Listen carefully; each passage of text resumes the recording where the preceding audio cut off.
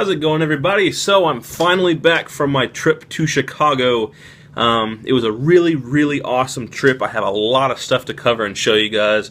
After this, I'll be posting a couple of video beer reviews that I did train-side while I was in my cabin, and then I also did a brewery tour. I won't spoil it for you now, but you'll see. It'll be coming up soon. And I got a lot of beer, which is what I always do when I go to Chicago, because they have stuff up there that you just can't get hardly anywhere else. And this time was an extremely successful beer run. I had to endure the sub-zero temperatures of Chicago that I am not used to, and almost got frostbite, I think, maybe once or twice while I was there. But everything's cool. All my beer actually made it back perfectly. Nothing cracked. Everything's fine. So what I'm going to do in this video is just quickly go through all the beers that I got and just kind of show you what I got from my time being there. And then I'll post some reviews in the brewery video and maybe even review a couple of these also for you guys today also. But let's just go through and see everything. One thing I want to point out is, I know many of you are probably familiar with the legendary brewery Three Floyds. Now, Three Floyds is a brewery that, if you haven't heard of them or you know of them, you know that their beer just in general is not easy to get. They have extremely limited distribution. They don't distribute to hardly any states. Most of the time a bar or liquor store will have to special order their stuff to get it. But it just so happens Chicago is one of their main distributor areas. So I was able to get a bunch of Three Floyd stuff, and that's exciting. That's the main reason I went, is because I wanted to try to just get a bunch of Three Floyd stuff. Basically, I've had them built up in my head this whole time. I've kind of been buying into the hype of Three Floyds, and I've just had them built up in my head this whole time as this mythical brewery that just makes the best beer on the planet. And, you know, a lot of it probably is hype, but also a lot of it's probably really good. So I wasn't really very choosy on what beer I got. I just kind of, if I saw something that was by Three Floyds, I just snatched it up, because I'll never ever have the chance of getting Three Floyds beer where I live, at least not probably in my lifetime, I would imagine. They'd have to do some serious expansion before it made it down my way.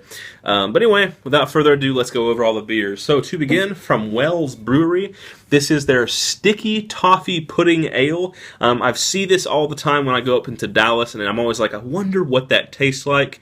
I finally decided just to grab some of it. And all I'm going to do is read you guys the name, tell you what kind of beer it is, and then read the ABV. I'll leave the description and all that jazz for, you know, the review. But I guess it's just a specialty dessert ale, and it only comes in at 5% alcohol by volume, but I have a feeling it's going to be pretty tasty. I got a 4-pack of that. The singles I left out of the cardboard boxes and grabbed just one of each, but this was a 4-pack. Up next, kind of want to save this one for the end, but let's just go ahead and do it now. Zombie Dust. Yeah, I was actually able to get my hands on a 6-pack of Zombie Dust.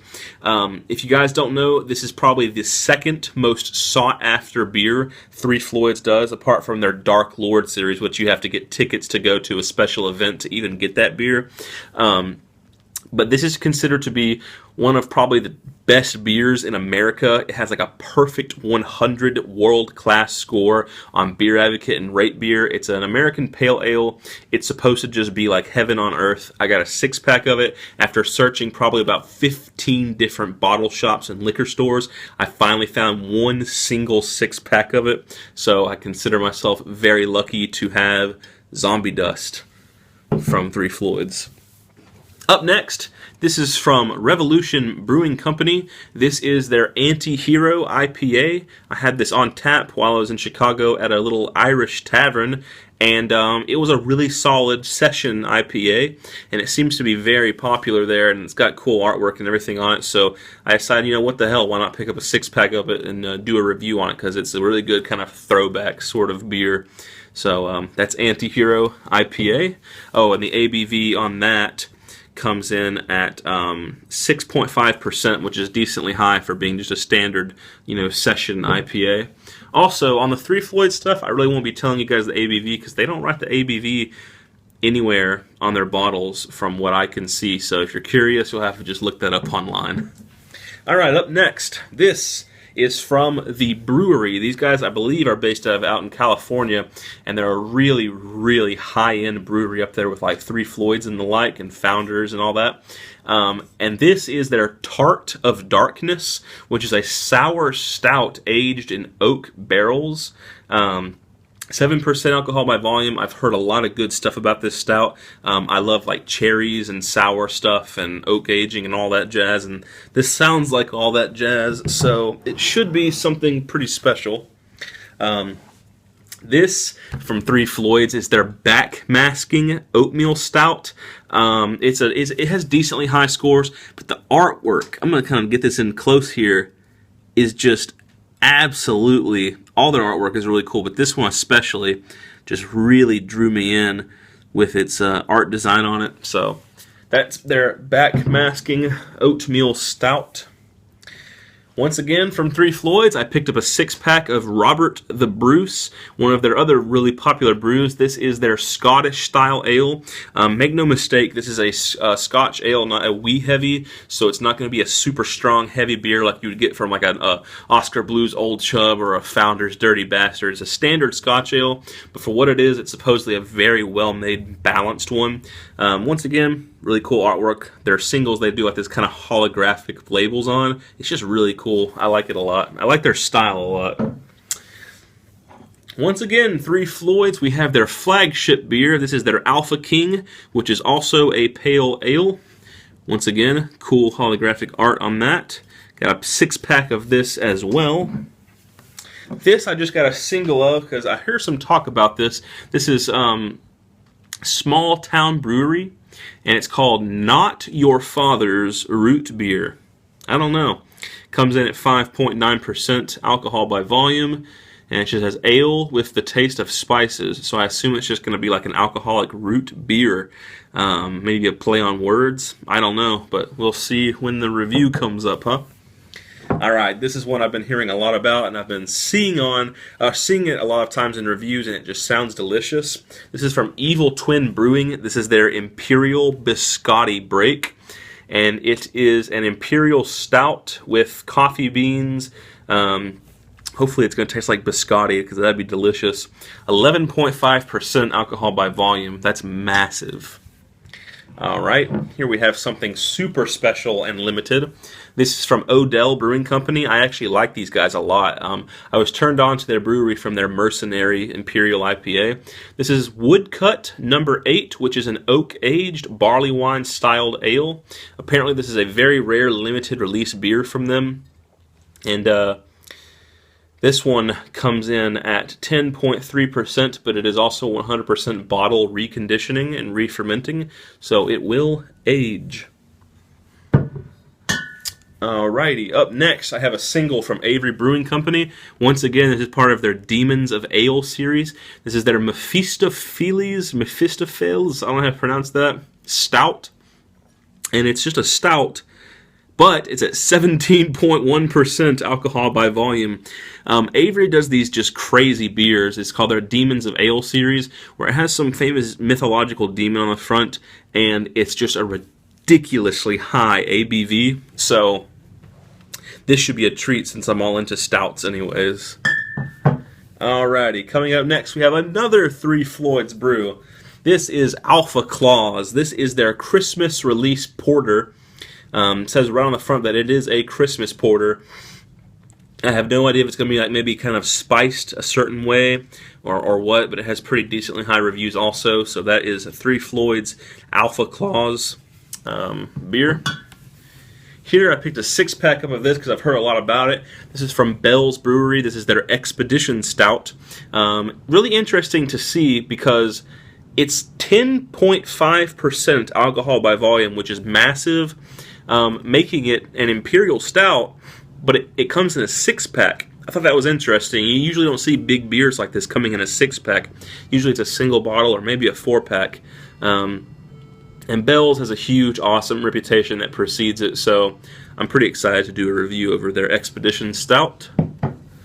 Alrighty, up next, another from Avery Brewing Company. That was their Demons of Ale series. This is their Dictator series. This is the Czar Imperial Stout. And it says on the front it is a supremely limited release. It has a batch number 13, and it was brewed in October of 2014. This is supposedly just a very hard to get your hands on release from them, I guess. It only comes in, though, at 8.5%, which isn't low or anything, but it sure does seem low for being an Imperial Stout. But we'll see. It has pretty high marks. Alright, moving right along. This is the only beer that I bought with absolutely no kind of, prior knowledge to. This is Kavorka. It's a Russian Imperial Stout from a brewery called Solemn Oath. I've never heard anything about these guys, or I've never heard of this beer either. I strictly got it because it was a Russian Imperial Stout, 11.5% ABV, so this should be pretty tasty. And who knows, maybe this will be a new brewery that I start to really get into. Alright, moving right along here. Now here's something really special. This is from Deschutes Brewery. This is their 2014 release of The Abyss. What is this beer? I don't know what it's actually classified as. It is a beer that comes in at 11.1% ABV, and it is meant to be aged because on the bottle it has a best after date. Not a best before, but a best after date of November 10th, 2015. Yeah. So they actually expect you to age this beer for like a year or more. I don't know if I'm going to be able to wait out that long. We'll see. I'll definitely make this probably one of my last beers to drink if I do. But they're saying that this thing is going to taste the best after November 10th of 2015. So pretty much from until 2016 is what they're wanting you to wait on until you drink this. So we'll see. I might not. We'll just see how I'm feeling, huh? All right. This is from Hoppin' Frog Brewery. I love these guys. I show these guys a lot of love because their beer is just awesome and always on point. I've never had a problem with them. And this is a very huge, monstrous, sought-after special beer from them. It is their barrel-aged Doris, which stands for Double Oatmeal Russian Imperial Stout. And it's their barrel-aged Doris the Destroyer Double Imperial Stout aged in whiskey barrels. So this is like this crazy double Imperial whiskey barrel aged, just massive, monstrous stout, which is just absolutely right up my alley because I love my bourbon barrel aged stouts. That's my favorite beer style, as I've said before. And Hoppin' Frog has never once disappointed me. They've always been like a 5-star, 10 out of 10 review, for me at least, brewery, so this should be something awesome. And it'll probably age well. I'll probably wait for a little bit before I do that one. Up next, I'm not one to ever judge a beer by its label, judge a book by its cover, really.